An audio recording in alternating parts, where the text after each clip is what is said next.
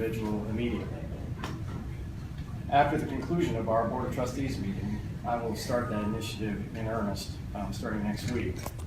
The board, as you know, meets Wednesday and Thursday this week. I hope to be able to recommend a candidate a candidate to be his successor to the Board of Trustees, hopefully as early as the fall meeting of the Board of Trustees, and hoping to have somebody in place to take over in the Chancellor's role early in the spring semester of 2017. This man, Chancellor Cheek, is a very dear friend. He has demonstrated strong leadership in a very demanding role, as I think many of you understand, undoubtedly. And I'm deeply grateful for the progress and the forward momentum he's established here on this campus. And we indeed owe him a debt where he's carried out his duties way beyond the call of duty. Thank you all for being here, and we'll now be glad to take your questions. Chief, how do you feel about transitioning? Well, this is a personal decision. I turned 70 in September. I came to the University of Tennessee, Knoxville to serve 3 to 5 years as Chancellor. It's been the greatest job I've ever had. I've enjoyed it more than any job I've ever had. I've had the great pleasure of working with very talented administrators such as Joe DiPietro, a very supportive board, but I need to spend more time with myself, my family, my grandchildren. And that was brought to my attention by my daughter in February. And she said, "Dad, you're working too much. You need to do something different." And I said, "I'm not quite ready to retire." And she said, "You're a great teacher. You need to go back to faculty. It's not as time consuming." So that's. Did everything that was happening in Nashville with the cutting on the Office of Diversity and Inclusion and all of that have anything to do with your decision to step in? Every great university faces challenges from time to time. This university is no different than any others. We've had challenges ever since I've been here. Had absolutely nothing to do with this decision. This decision had to do with how much time and effort I spend on this job, how committed I am to this job, and not wanting to retire at this point in time, but go back to the faculty for a few years and have a little less stressful job, a little less intense job. These are 24-hour, every day of the week jobs. And you can do that for a certain length of time, but you can't do it indefinitely. When you have that type of kind of second guessing from the legislature, though, how much tougher does it make them? Obviously, it's a tough job anyway, but how much tougher does it make this type of job when there is that legislative second guessing, or does it? I don't think it does. There's always issues on your plate. If it's not that issue, it's another issue, and there's always things that we have to deal with. And so that was not a factor in my decision. It's just something that we have to deal with. And the Title IX suit, did that play any role? Or It did not. Absolutely not. What would you call your biggest accomplishment as Chancellor? We'll have to ask some other people. But from my perspective, the biggest thing I think we've been able to do as a team, not as Chancellor, but as a team, is to make this a much better place for the students that come here. And that's always been my objective, to look at education from the student's eyes. And when we can improve retention rate and graduation rate, build new residence halls, hire more faculty, improve the educational experience, recruit more students to the University of Tennessee, recruit better students to the University of Tennessee, that's the things that I'm the most proud of that we've accomplished. How do you feel leaving the university after, dealing with this lawsuit, Title IX lawsuit? First of all, I'm not leaving soon. I'm going to still be Chancellor. I'm still going to do everything that I've been doing as Chancellor to push this university as far as I can with the teams that we have in place to be a better place. And I think we have to deal with any issues that come forth for us to deal with as effectively and efficiently as we can. And we have to make tough decisions every day. What will you be teaching faculty? I'm going back to, I don't know what I'll be teaching yet. that I will go back to the Department of Educational, Higher Education. It's the Department of Leadership and Policy in Higher Education. I talked to Dean Ryder this morning at 8 o'clock, and I said, when I first came to Tennessee, you asked me if you were my boss or I was your boss. And I said, I answered that as long as I'm Chancellor, I'm your boss. When I get back to the faculty, you're now my boss. And so we're making that transition. I will teach courses in educational leadership, higher education, policy in higher education, and leadership. And I apologize, the name of your daughter who kind of suggested move to that? Jennifer Armstrong. For the next chancellor coming in, what are some 2 tips that you would give him or her? Or her.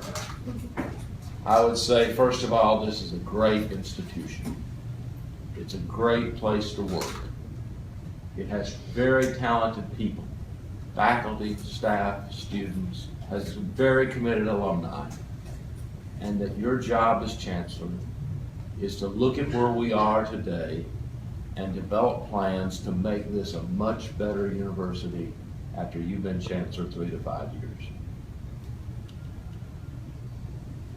And how do they face those tough decisions?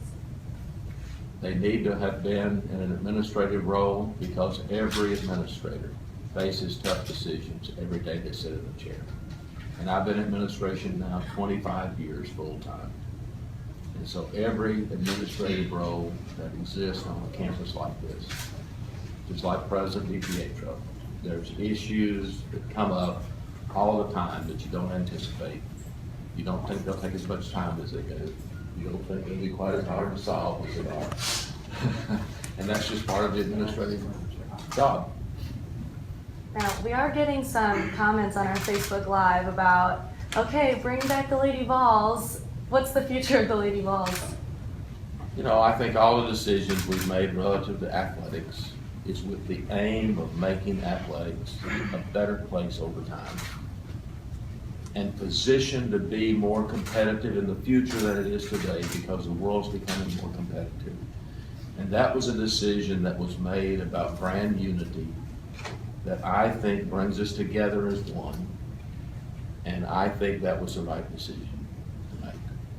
This could be for either of you. We were just hearing that the next person to replace you could be the ETSU president. Do you have any hopefuls in mind? Well, you know, we will start the search process pretty quickly. Here's the timeline that I have in mind. We will engage a search firm next week, thereabouts. We will name a committee, search advisory committee. We will scour the United States of America and beyond for the very finest candidates. And people can speculate on who might apply from within Tennessee. And we certainly would welcome applications from people in Tennessee.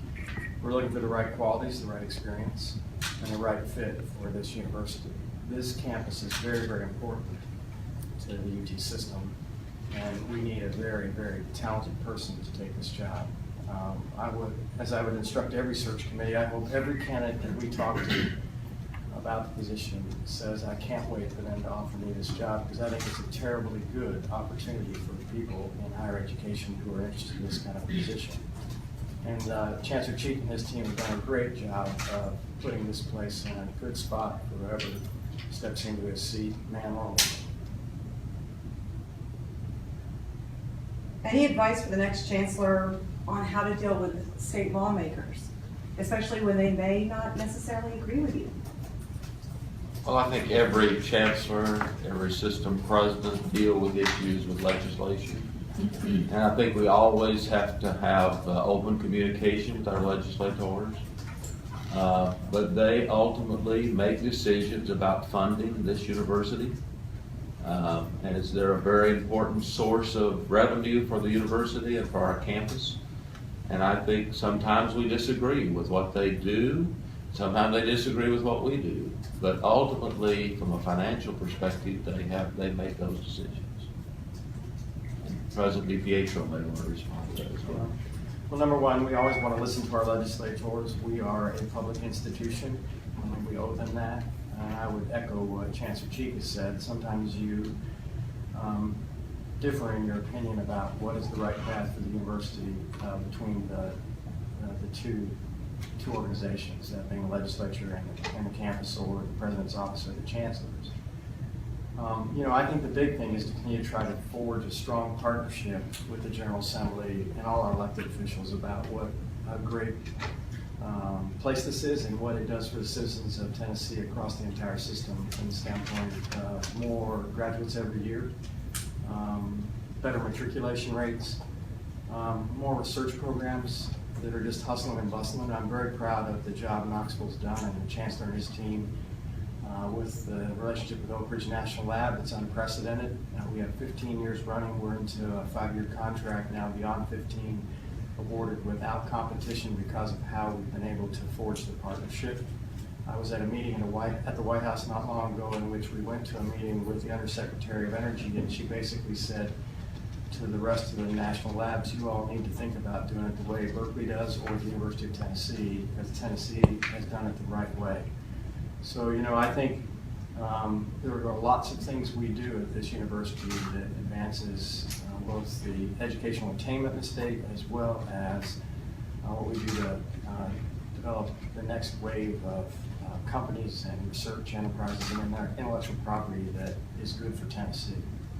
And as you start this search, are you going to look at a candidate who may have had experience in the past with lawmakers, or you can actually look at that relationship?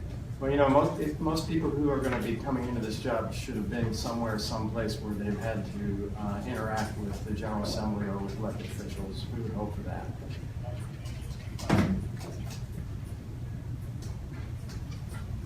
President DiPietro, this is the second university that you all have been in leadership team together. Tell me a little bit about maybe the highlights of the two of you in this last pair of leadership role, and what you think makes you two work so well together. Well, it helps that I think we've worked together, Jimmy, 20 years or thereabouts. We know each other pretty well. And I think that there's a great deal of trust between us. Never has there been a day that I have not trusted Jimmy Cheek, and I don't see any day in the future it to be that way. So I think all those things help.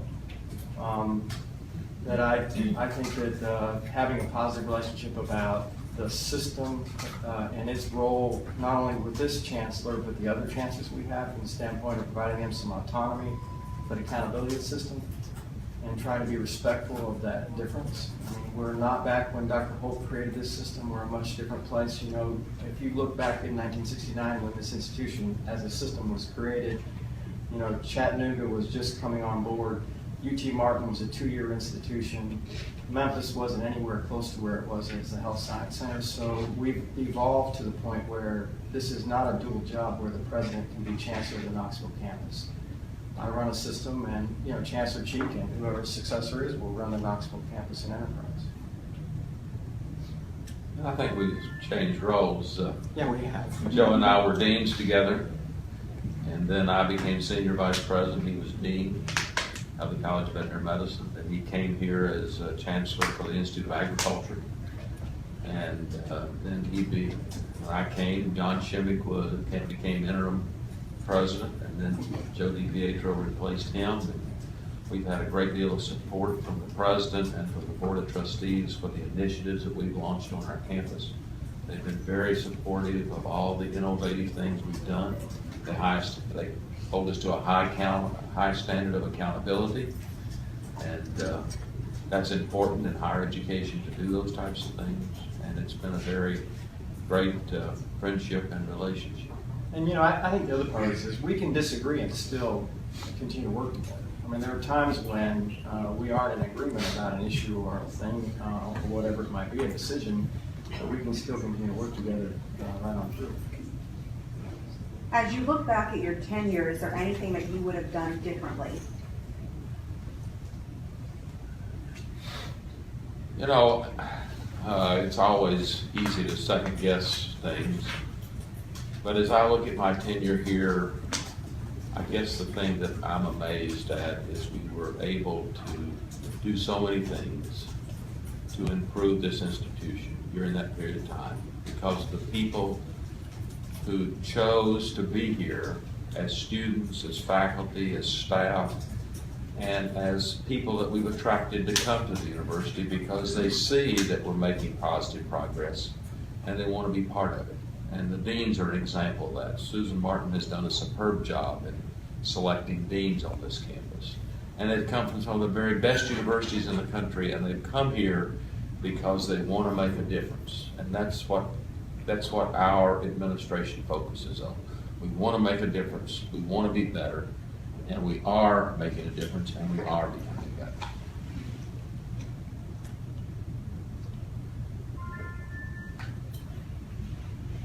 Anybody else? All right, thank you all for coming. Thank you very much. Thank you. Thank you, Joe.